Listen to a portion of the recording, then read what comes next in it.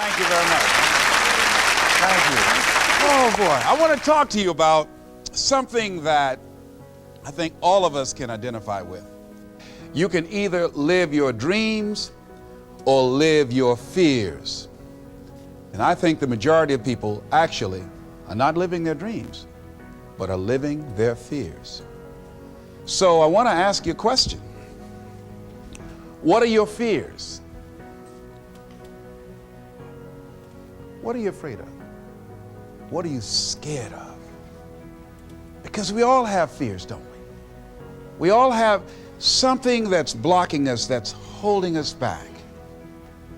And as we begin to look at life, what we realize is that the reason that most people are not living out their true potential, are not doing all of the things that they would really like to do, is because of fear. Some people call fear false evidence or expectations appearing real. I'm reminded of the story of a guy that was living in an area where he had some new neighbors, and these neighbors had a bulldog.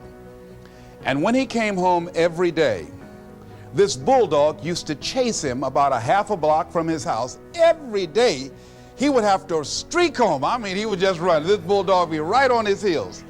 And so he just got tired of that, because he would go home about a half a block away from home. He would look around for this bulldog, and he wouldn't see him. And he would go walking casually along, and this bulldog come out of nowhere, woo, woo, woo, and start chasing him, and he'd run home. So this one day, he just got tired. And so when the bulldog was running after him, he started running. He saw a rock, and he stopped to pick it up to throw at the bulldog. And when the bulldog got up on him, he started barking. He realized the bulldog didn't have any teeth in his mouth.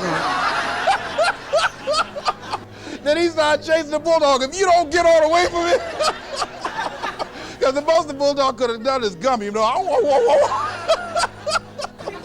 And so, you know what? Most people go through life running scared. Running scared from things that have no teeth in them, because they're false expectations appearing real. That, see, we're brilliant enough to scare ourselves to death. Do you realize that? There are some people actually who get a kick out of scaring themselves to death. I remember the last frightening movie I saw. It was The Exorcist. I will never forget. I was so frightened when I came home. I'll never forget. I drove in the driveway, and I had already called my former wife and said, listen, turn the lights on. I was coming in the driveway, and I was getting out of the car, and all of a sudden I couldn't get out. I started blowing my horn. I said, Madeline, they got me, they got me. She came to the kitchen window and said, take your seatbelt loose, fool. I said, oh, okay. I was frightened out of my wits. But there are a lot of people who they get off on that. They love it. I'm a person, my brother is a paratrooper. My twin brother, he's in the military, career man. I would love to jump out of an airplane to parachute. I'm scared, though. I mean, I really admire my brother for that. I would really love to be macho man like that. What are the things that you fear that's been keeping you from living your dream? That's been keeping you from doing some things that you would like to do? Just think about those things. And how do we begin to handle that? Abraham Maslow said that life is about growth. And he said, you can either go back to your comfort zone, and there you won't find any growth, or you must be willing to go forward and face your fears again and again and again, because you're never going to have a fear-free existence. I mean, some fear is acceptable and legitimate. There are some things that you really should be afraid of. Now, you shouldn't allow it to immobilize you. You acknowledge it, you take it into account, and you carry yourself accordingly. There are times that we should proceed with caution. But it's the difference between being stopped by fear. It's the difference between having a fear and the fear having you. So what do? One, acknowledge it, and knowing that it's okay. Don't condemn yourself for being afraid. It's perfectly fine to have some fears. You acknowledge your fears, you embrace those fears, and then you move on. You act on whatever it is that you fear. Because once you embrace it, see, what you resist will persist. What you resist will persist. So one of the most important things is to begin to embrace your fear. The fear of bodily harm, that's legitimate. When I was a disc jockey in Columbus, Ohio, you know, I was young, about 22, 23, thought I was tough, and I was on the air, and Al Green, who was a great performer at that time and still is now singing gospel music, had a record. His first hit record was Back Up Train. So a guy came in the town and was impersonating Al Green. I happened to know Al Green because I'd already booked him. And so when I found out this guy was impersonating Al Green, I came on the air and did an editorial about him, and I exposed him. He was a rather big fellow, and so he had the word out that when I see this guy Les Brown, the disc jockey, I'm going to knock him in the mouth for having a big mouth. So I was driving down Main Street in Columbus, Ohio, had my son in the car, and I always had this little saying, hey, if anybody ever put a threat out on me, I'm going to make them honor it. So I saw this guy in the street. So I pull around. I said, excuse me, I'll be right back. Got out of the car. I said, hey, man, I heard you said that you were looking for me. I'm Les Brown. He said, you are? I said, yeah. I said, what is it? I'm the one that said that you were an imposter. I said, I want to know what you're going to do about it. He opened his coat and he had a gun there. I say, but whatever I said to hurt your feelings, I want you to know it's all right.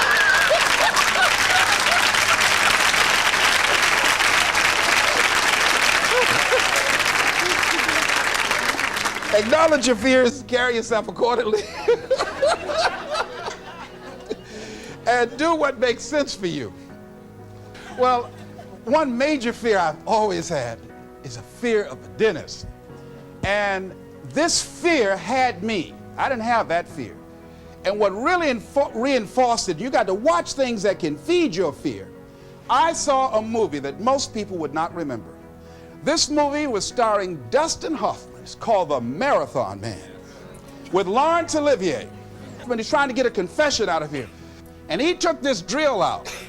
Let me tell you something. When he went in Dustin Hoffman's mouth with that drill, I had $1 worth of popcorn. That popcorn went everywhere. Oh! Do you know I could not go to the dentist for 5 years? I had left broadcasting, went to the Ohio legislature, had an impacted wisdom tooth. Now that hurts. And I would call, and as soon as the people would answer the phone, I would hang up. That's how frightened I was. Dr. Hamler's office, boom, I'd hang up. Then I got to the point where I could just ask for an appointment. Hello? And I wouldn't give my real name. Because I knew I wasn't going to keep it. I'd give anybody's name, Joe Jiggly Jim, it didn't matter. Then pretty soon I got to the point where I could give my name. It was about 4 years after that, you know. I said, my name is Les Brown. Then I would call back and say, look here, due to my legislative agenda, I won't be able to make it. So the lady finally said on the phone, she said, you're scared, aren't you? I said, no, I'm not. She said, then why don't you come in? I said, that's none of your business. She said, you're not coming in because you're scared. I wish you just would not waste our time. And she hung up. I said, you have no right to do that to people like me, you know. So finally, to make a long and short of it, I was hurting so bad, I said, wait a minute, I've got to do something. And I said, what am I afraid of? Go there and handle it. And I said, man, I said, Dr. Hamler, I just can't hear this drill. I mean, if you can do whatever, I don't need to hear this drill, that sound, you know, that's what gets me, that drill. Don't pull that drill out on me. He said, just calm down, calm down. And it wasn't really bad as I thought it was. One of the things you find out that when you face your fears, it's not as bad as you think it is. And when people tell you, I just can't do it, I can't handle it, I mean, really, I can't handle it, what they're envisioning is that they're not going to be here. They're going to clock out like you're going to die. And guess what? We all had occasions when we confronted our fears, we had to do something we felt uncomfortable with, we didn't want to do it, and we did not die. They didn't come take us and put us in a box somewhere. Am I right? So what we've got to begin to do, how do we handle that? What's the process? Because it's all up in here. One, I think, is imagine the worst case scenario. I just imagine that he went in my mouth and with this drill, and that I just croaked out. Then I imagine, that's the worst case scenario. Then I had another technique I used. Visualize yourself being more than able and capable of handling it.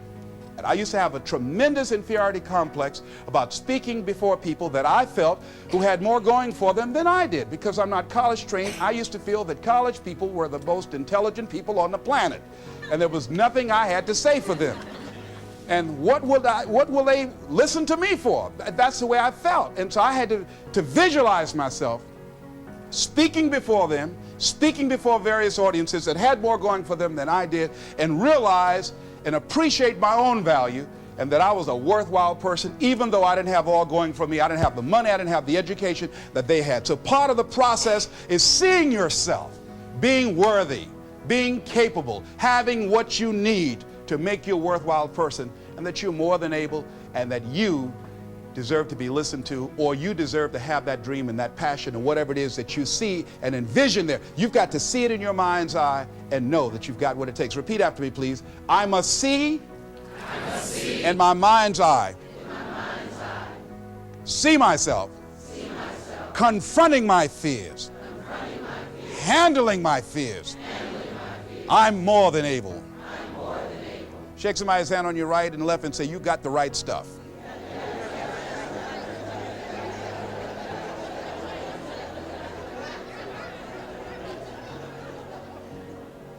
So deciding as you look at your life, as you look into the future and say, what fears am I holding on to? What fears that I'm allowing to imprison me, that's keeping me from breaking out, that's keeping me from living up to my true potential, that's keeping me from really being happy, that's keeping me from having a sense of adventure and excitement in my life? What's keeping me from controlling my destiny? What fears that I'm giving that permission to? Notice what I said, that we must give our permission to fear to immobilize us. Because whatever discomfort you experience, whatever challenges or difficulty that it is, you got to handle it. Got to go up in there and wrestle with it. Will it be easy? No. Will it be challenging? Yes. A friend of mine who's going into recovery. He's been addicted to crack cocaine for years and alcohol.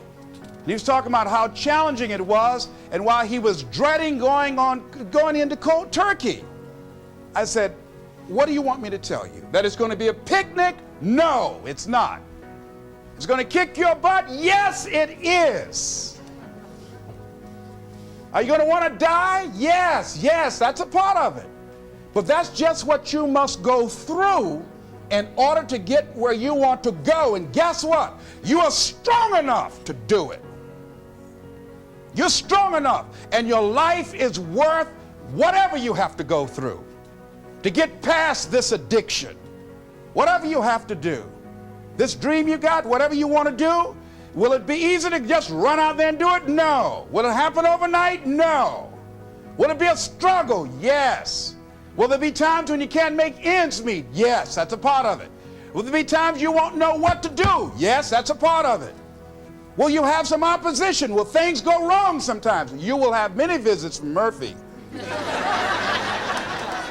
Now, if you're saying, well, who's Murphy? Don't worry.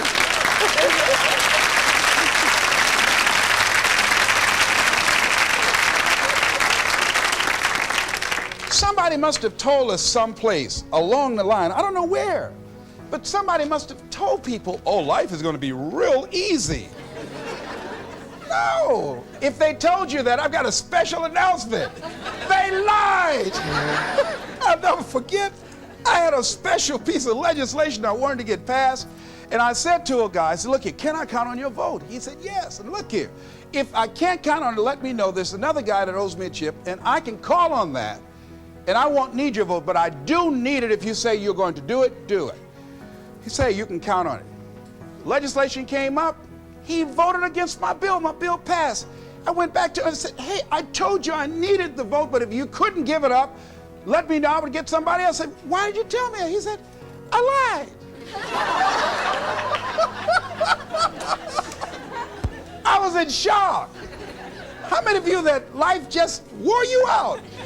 That you didn't expect that? You thought you'd go to school, get good grades, get a job, And you came out here and you'll be able to get a job and live happily ever after, and you say, they lied. Yes, they did. They never told me, you know that song said, Mama told me there'll be days like this. They didn't even tell us that. Isn't that something about life is challenging? I mean, it's some stuff you get out here, you didn't read it in a book nowhere. Didn't nobody warn you that it was going to come down on you like this. That's called life. There are all kind of challenges like that. So what's the next piece is that you accept yourself, then you accept the fear as a fact and not a force. See, when you accept yourself and you accept fear as a fact, that means that it's something that happens. It's something that you're going to experience, but it is not a force to hold you back. It doesn't have any special power other than that you give it.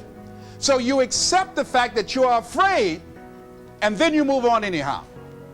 You move on past it, and you do whatever you've got to do. I was at a big motivational rally for a gentleman by the name of Dexter Yeager down in the Carolinas. I was standing backstage, and I had to go out. I was the last speaker on the program. It's the first time I'd been in a stadium of this size, over 10,000 people. You couldn't see the people because the lights are just blaring in your eyes, called Free Enterprise Day. I was afraid. My heart was beating fast. I was just pacing back and forth. And Dexter said, "Are you all right?" I said, "Yeah." "Yeah, I'm all right." So I said, "Wait a minute, just calm down. Calm yourself. Hold a minute, hold a minute. It's all right, Les. It's all right.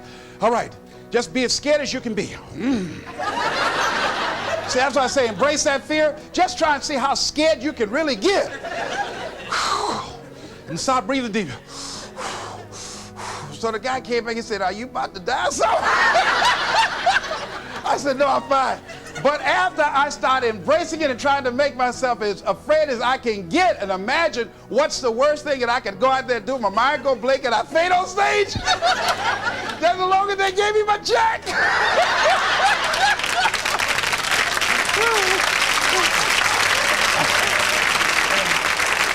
But once I started laughing at myself, I started talking to myself. I said, "You know you scared today?" And I said, I just calmed myself down. And I went out there and I cooked.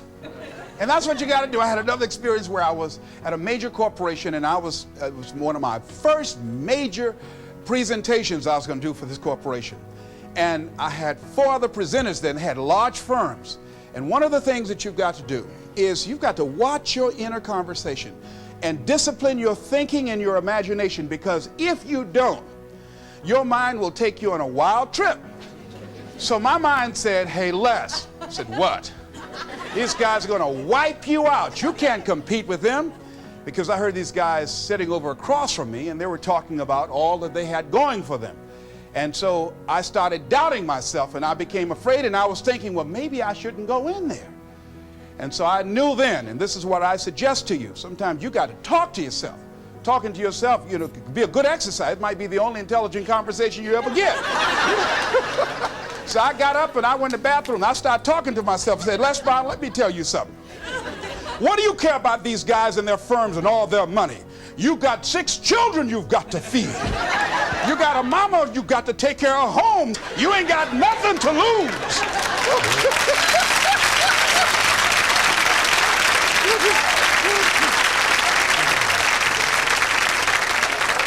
I went in that room and looked at those people. I said, "Don't you do nothing till you hear from me."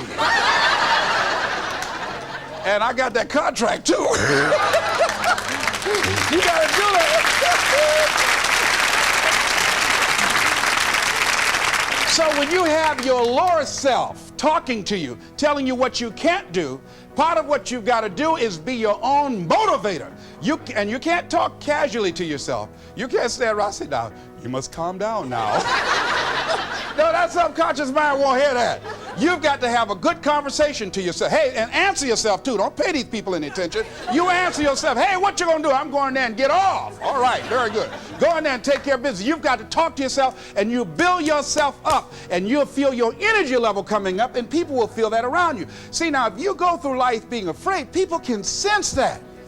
They can pick up that fear. So that's why you've got to stand up inside yourself. I'm reminded of the little boy that was on a bus, and some bigger fellows were picking at him, you know. And so he wanted to move from by them. They were thumping him on the head. And so he stood up just to get from by them, and they would push him back down. And he would stand up again. They push him back down. And he stood up again. They pushed him down, held him down.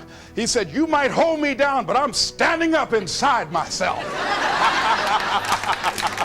And that's what you got to do in life.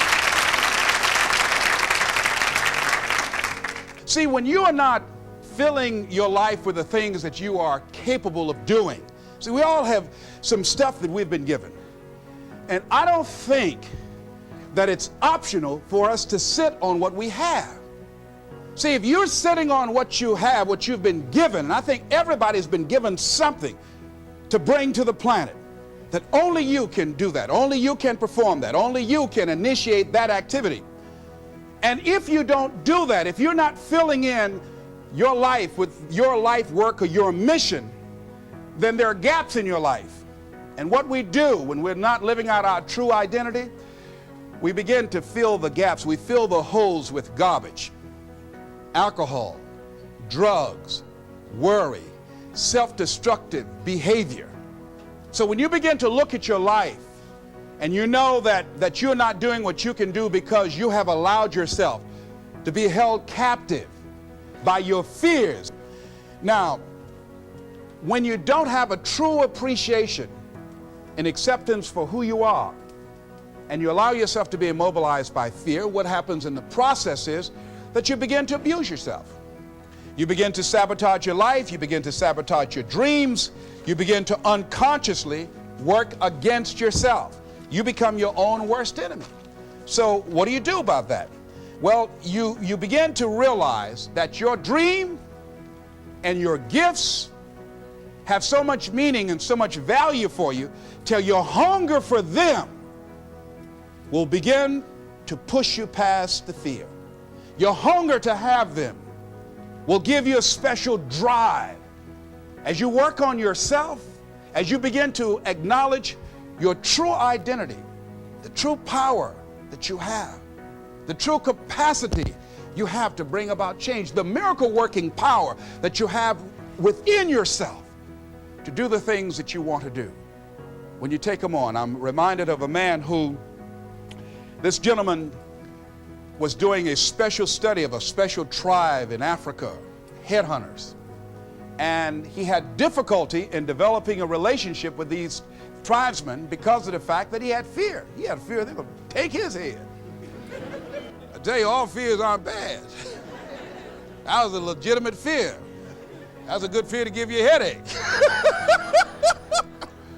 So he worked there for a long time with no effort, no progress in developing a relationship and rapport and being able to achieve a level of trust. So finally one night while he was in bed, he was thinking about it. I said, what is it that you came here to do? What is your life work as a missionary? He said, I wanted to study these tribesmen. I said, what's the worst thing that they can do to you? Kill you. And he just decided, hey, this is what I came here to do. I know that there's some risk involved, and I'm going to do it, come what may. He said, I'm not going to be afraid anymore. He went back the next day, and he started doing the work and trying to talk to and interview many of the members of this tribe. And they began to respond to him. They threw out the welcome mat to him. And years later, when people came to see what his progress was, they asked him, how were you able to do this? How did you convert the relationship from being hostile to that of being positive? And he said something I think has value for all of us. He said, when life can no longer threaten you with death, he said, what else is there? What else is there? And the majority of the fears that we have are not life or death fears. They're not those kind of fears. But through our imagination, we blow them out of proportion and we give them more power than they actually have or deserve, and we permit them to govern our lives. We permit them to determine how far we can stretch out on our dreams and discovering our stuff. And as we begin to look at ourselves and begin to, wait a minute, just getting to the point as you assess yourself and begin to prove yourself and just say, wait, hold a minute. I've been sweating this out. What's the worst thing that can happen to me on this? Will it kill me? Will I die? Why am I going through all of these changes over this? How much power does this really have? And am I the one that's feeding the power into it? See, a lot of times we allow ourselves to be fed and to be programmed into being afraid. I mean, you watch the news and read the newspaper, you'll be scared to come out the house. Am I right? You'll be afraid. So what kinds of things, what kinds of thoughts are you feeding your consciousness? What kind of things are you putting in your mind that will enable you to either move forward or to justify why you're staying where you are? Another piece that I look at, that when I finally decided that I was going to go to the dentist, the pain was so great. I couldn't hold out any longer. All of a sudden, the fear didn't matter. I can't but take me. Now, some people need fear, you know. I have a friend that we told him, hey, man, you know, you need to lose some weight. You're getting overweight and out of shape, and at our age, we need to have a regular program. And Bud said, man, I've been fat since I was a little boy. I'm big bone. I've never seen a fat skeleton, though, you know. Well, Bud became ill. How many of you ever seen a fat skeleton? Right here. I know, all right. Bud became ill, passed out, and I was there, and the doctor was talking to him. And Bud, I think, was going to go right back to same old eating habits and doing everything. You know, he said, look here, you are a diabetic. He said, now here's some of the side effects. You know, you could go blind, you could become an amputee. None of that touched him. He said, you can become impotent. He said, what did you say? Bud has lost weight. He exercises every day. He's into body sculpturing. 48 years young. He looks great. I can't believe it. But just that one statement made all the difference in the world. Bud is a new man today. So what is it that has to happen to you? Some people don't take corrective measures to improve their health until they get a pronouncement that they're about to die. Then they start, okay, all right, I'm ready to do whatever you want me to do. But they won't do that. They can see people dropping off like flies around them. Well, that's them. You got to go from something. We go through life really blocking ourselves constantly. And fear is one of the greatest instruments that we could use to stifle our true potential. When you begin to look at your life, you can decide to use fear as a blocker, or you can decide to use it as building blocks. That you decide, hey, look here, I'm going to move in this direction. I'm not going to allow anything to stop me from doing what I want to do. Shake somebody's hand on your right and left and say, I'm unstoppable.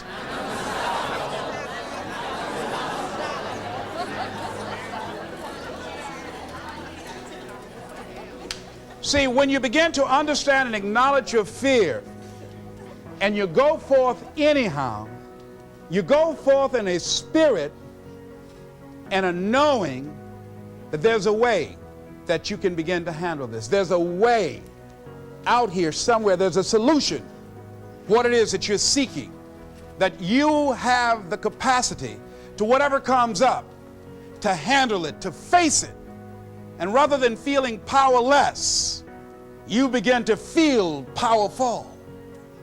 See, when all of the major downsizings that are taking place around this country, there are a lot of people who are biting their fingers in fear that they might lose their jobs. But there are few people who have decided within themselves, I'm going to make it.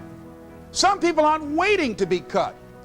Some people are moving on their own because they feel within themselves, I've got what it takes to make it.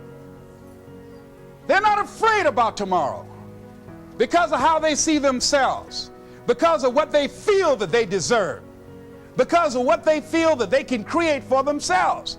Because these people have decided, as they look at the future, as they look at themselves, there's a way. Where there's a will, there's a way for me to begin to create a way out of no way. And when you have that kind of consciousness, when you have that kind of spirit, nothing can stop you. Nothing. What would your life be like as you look toward the future if you decided, I'm not going to allow my fears to stop me? What would your life be like? What would your future be like if you decided to want that which you desire so strongly that it prepares you past your fears, that you experience the fear, as the one book says, feel the fear and do it anyway? What would your life be like?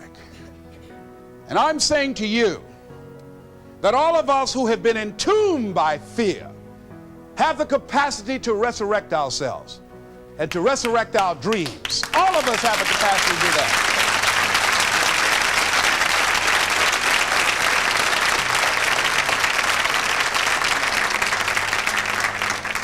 And you have, is it easy? No. It's not easy. Can I do it? Yes. What's one of the ways to get started? Some of us need somebody to hold our hands. Sometimes we need somebody to help us out.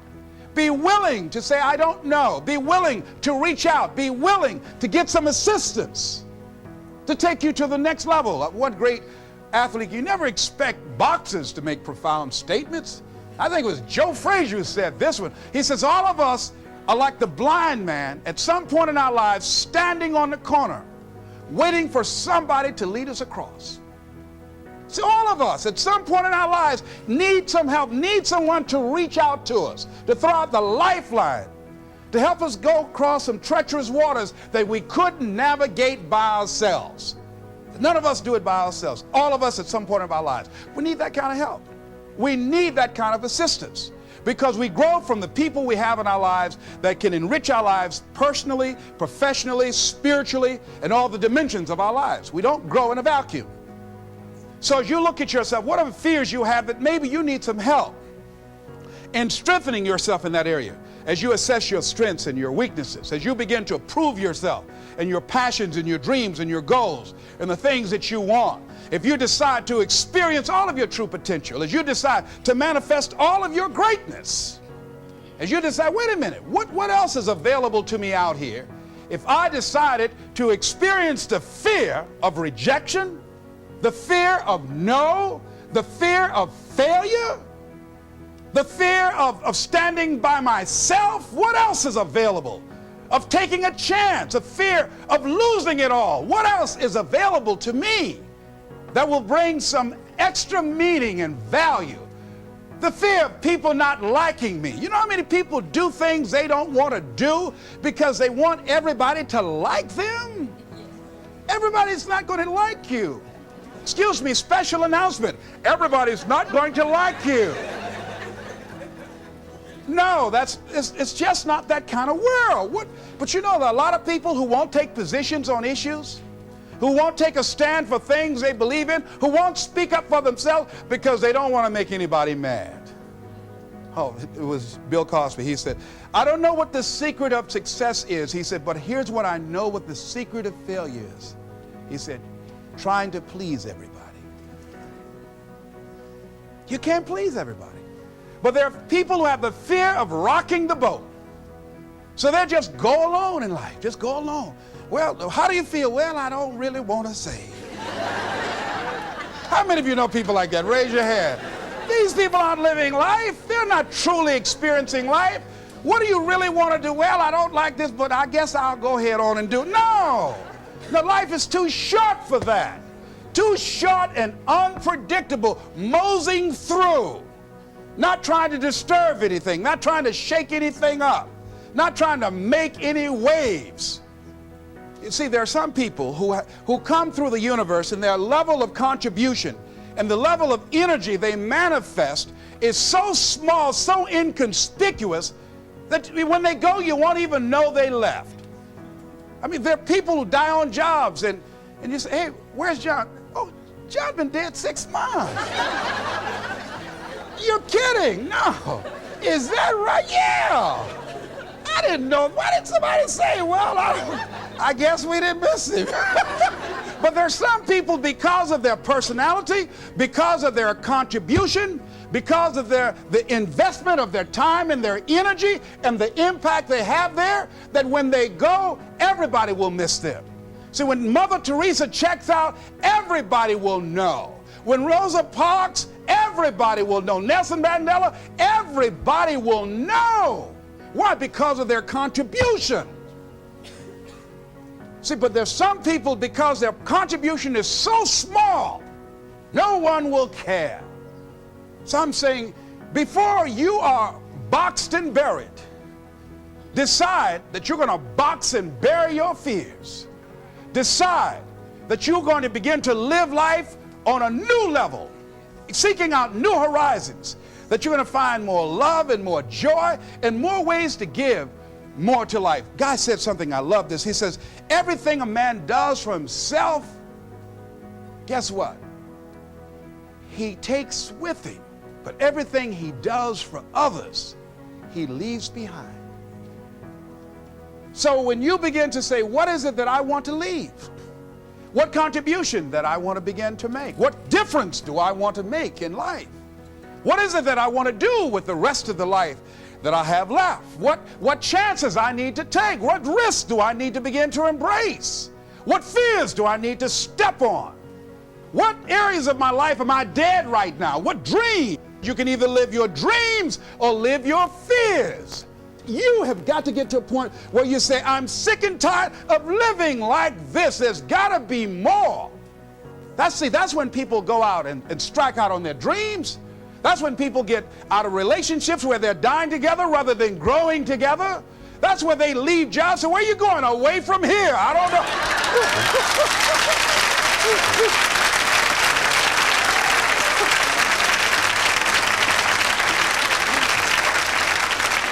Do you have another job? No, I don't. How are you going to make it? I don't know, but I will.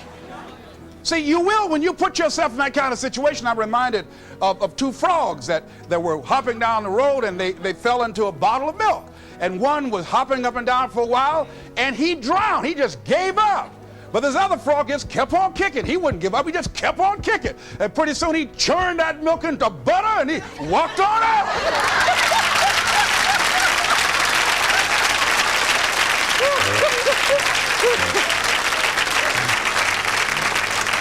So I'm saying, when life catches you by the neck and blind slap you, whap and knock you down, I said, just keep on kicking, and you can kick on out of those circumstances, whatever they are, not be intimidated by them. Repeat after me, please. I'm going to keep on kicking. I'm going to conquer my fears. I'm never going to give up. Keep shake somebody's hand on your right and left and say, keep on, keep it on. Keep on, keep it on.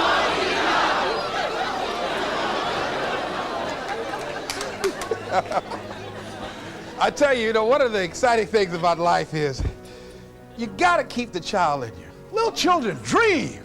We used to go to work with my mama, and we would be riding across Miami Beach. My brother and I would be arguing, that's my car. No, that's your car. That rutabaga over there. Well, that's my house. Mama, tell him that's my house. I had that house yesterday. How many of y'all did that as kids? Raise your hand. But then after we become adults, life slaps you side the head a few times, and then you don't dream anymore. Bigger Thomas, in the book The Invisible Man, I think it was, he said, the impulse to dream has been slowly beaten out of me through the experience of life.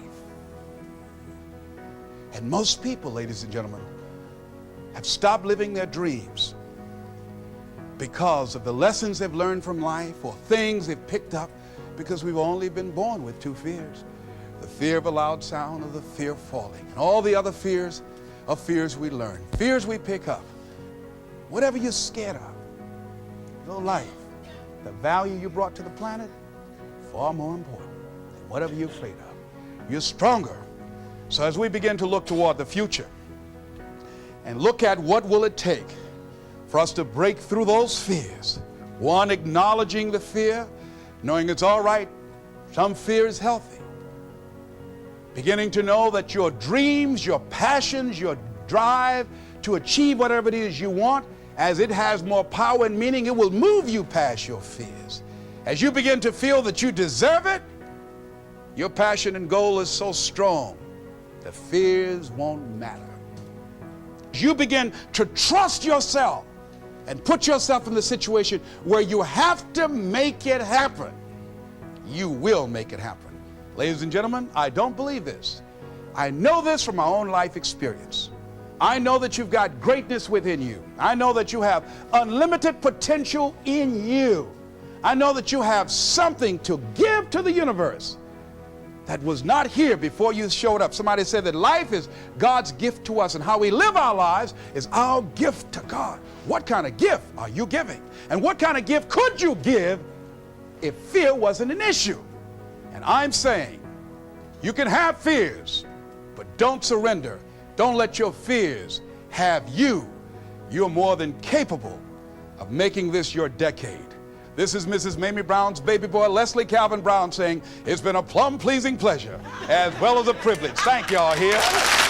You can either live your dreams or live your fears. And I think the majority of people actually are not living their dreams, but are living their fears. So I want to ask you a question. What are your fears? What are you afraid of? What are you scared of? Because we all have fears, don't we? We all have something that's blocking us, that's holding us back.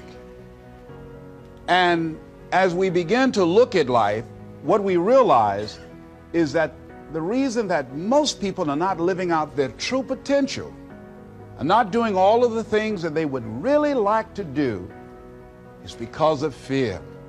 Some people call fear false evidence or expectations appearing real. I'm reminded of the story of a guy that was living in an area where he had some new neighbors, and these neighbors had a bulldog. And when he came home every day, this bulldog used to chase him about a half a block from his house. Every day, he would have to streak home. I mean, he would just run. This bulldog would be right on his heels. And so he just got tired of that, because he would go home about a half a block away from home. He would look around for this bulldog, and he wouldn't see him. And he would go walking casually along, and this bulldog come out of nowhere, woo, woo, woo, and start chasing him, and he'd run home. So this one day, he just got tired. And so when the bulldog was running after him, he started running. He saw a rock, and he stopped to pick it up to throw at the bulldog. And when the bulldog got up on him, he started barking. He realized the bulldog didn't have any teeth in his mouth. Then he started chasing the bulldog. If you don't get all away from it, because the most the bulldog could have done is gum, you know. And so, you know what? Most people go through life running scared. Running scared from things that have no teeth in them, because they're false expectations appearing real. That, see, we're brilliant enough to scare ourselves to death. You realize that? There are some people actually who get a kick out of scaring themselves to death. I remember the last frightening movie I saw. It was The Exorcist. I will never forget. I was so frightened when I came home. I'll never forget. I drove in the driveway, and I had already called my former wife and said, listen, turn the lights on. I was coming in the driveway, and I was getting out of the car, and all of a sudden I couldn't get out. I started blowing my horn. I said, Madeline, they got me, they got me. She came to the kitchen and said, take your seatbelt loose, fool. I said, oh, okay. I was frightened out of my wits. But there are a lot of people who they get off on that. They love it. I'm a person, my brother is a paratrooper. My twin brother, he's in the military, career man. I would love to jump out of an airplane to parachute. I'm scared, though. I mean, I really admire my brother for that. I would really love to be macho man like that. What are the things that you fear that's been keeping you from living your dream? That's been keeping you from doing some things that you would like to do? Just think about those things. And how do we begin to handle that? Abraham Maslow said that life is about growth. And he said, you can either go back to your comfort zone, and there you won't find any growth, or you must be willing to go forward and face your fears again and again and again, because you're never going to have a fear-free existence. I mean, some fear is acceptable and legitimate.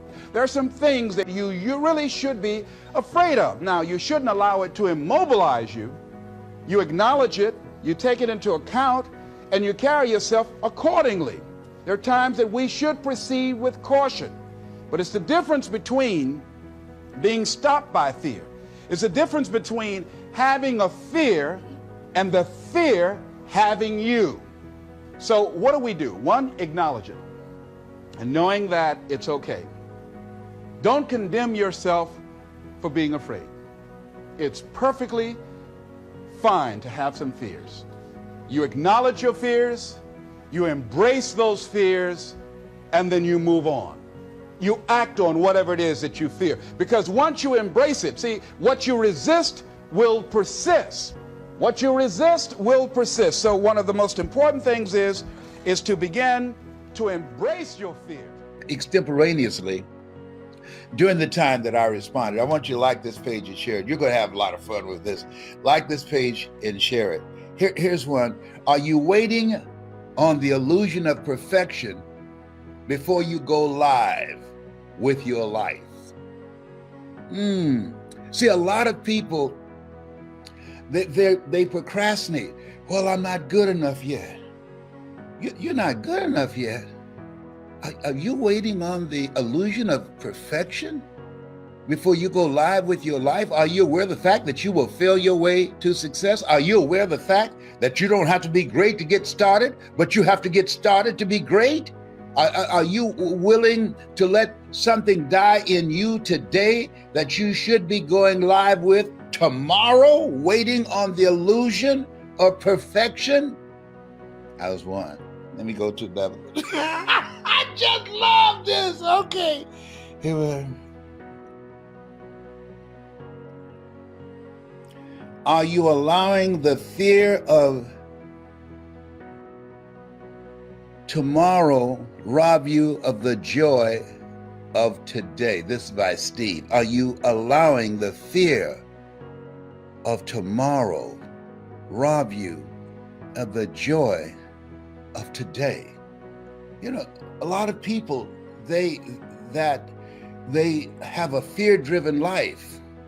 And when you have a fear-driven life, that it's been said that most of the fears we have, 95% of them never happen.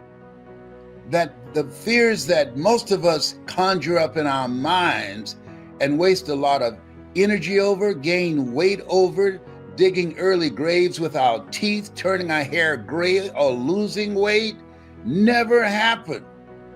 And we allow those fears that we have of what might happen to rob us of the joys of today.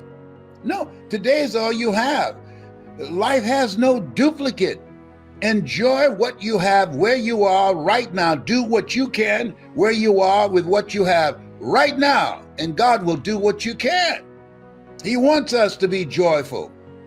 And there's a difference between being joyful and being happy. Being happy, that's dependent upon circumstance. But joy, come on now. Joy passeth all human understanding. What do you mean by that? Because people wonder, how can you be joyful given what's happening to you or given what you've gone through? How can you be joyful given what life has done to you or given your situation? We visited people in the hospital, one in one bed, same condition, just as joyful. Another person, oh, I don't know. The Lord is able.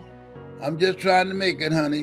One foot on the banana peeling and the other one in the graveyard. No, don't allow anything that you worry about rob you of your joy of today, especially if it involves somebody else. Wherever they find themselves, at some point in time, they made an appointment to be there.